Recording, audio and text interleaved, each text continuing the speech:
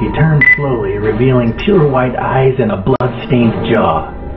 Before I could react, he was upon me, savagely tearing out my throat with his bare hands and teeth. Oops. That's why I get that's down.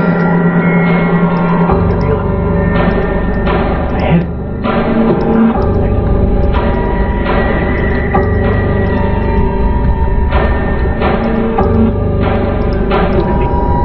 Okay, I'll attack him with my weapon. John was surely infected, so I snuck up behind him and hit him as hard as I could on the back of the head. His skull made a satisfying crack and he fell to the floor, dead. I had never liked him much anyway. Great. As I went to go upstairs, I noticed a note had been left for me by the front door. I recognized my wife's handwriting immediately.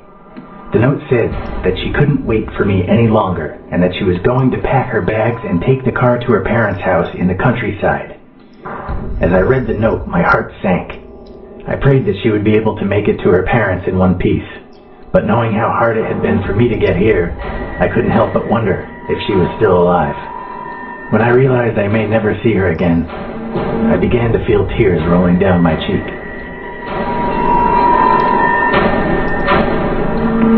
I'll continue searching. I pulled myself together and resolved to keep searching. I needed to make sure the house was secure before planning my next move. As I climbed the stairs, I heard an odd shuffling noise coming from my bedroom. I didn't know if it was my wife, a looter, or another of the infected.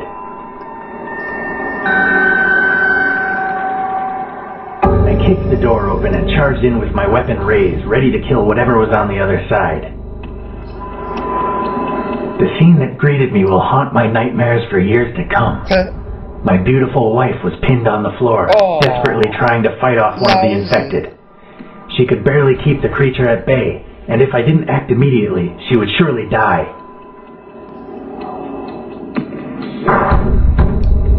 I ran at the infected and kicked it in the face with all my might. It was enough to get the beast away from my wife, and I was able to quickly finish the job without the risk of hitting her by mistake. Yeah, that's what I was thinking. I didn't want to slap her in the face. I was finally reunited with my wife. I dropped the weapon and held her as tightly as I could. She's dead, isn't she? In that moment, I was happier than I had ever been, yet the feeling would not last long. I asked her if she was okay, and she showed me her hand. Blood dripped from several bite marks on her fingers. Yep. I didn't know if she would become infected or not, or even how much longer she had. She sobbed as I struggled to decide what to do. Kill the bitch! I couldn't let my wife become one of them. I hugged her tight and kissed her one last time before telling her to close her eyes. I think she knew what was coming as she whispered, "I love you," one last time. I picked up my weapon and replied, "I love you too." Wham! I left my house for the last time, alone. I climbed over the garden fences and headed for the countryside. I knew I had to get away from populated areas as quickly as possible if I was to have any hope of survival.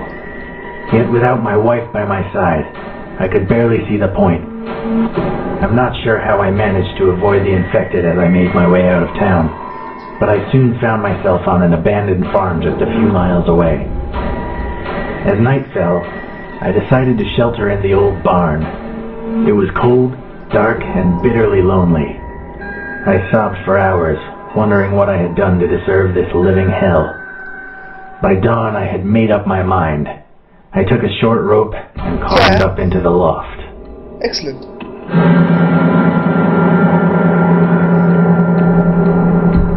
Okay. That's the game over. I'm sure. Time of the day. Yes, saved your life. No. You have. Yay. You're a self-centered, homicidal son of a bitch who would literally kill anything to save your own skin. Yep, pretty much. Okay then, that was Dead Frontier Outbreak. I hope you enjoyed it. I sure did. I smacked my wife in the face with a how heavy was it, like 50 kilograms or something, 50 kilogram sledgehammer. And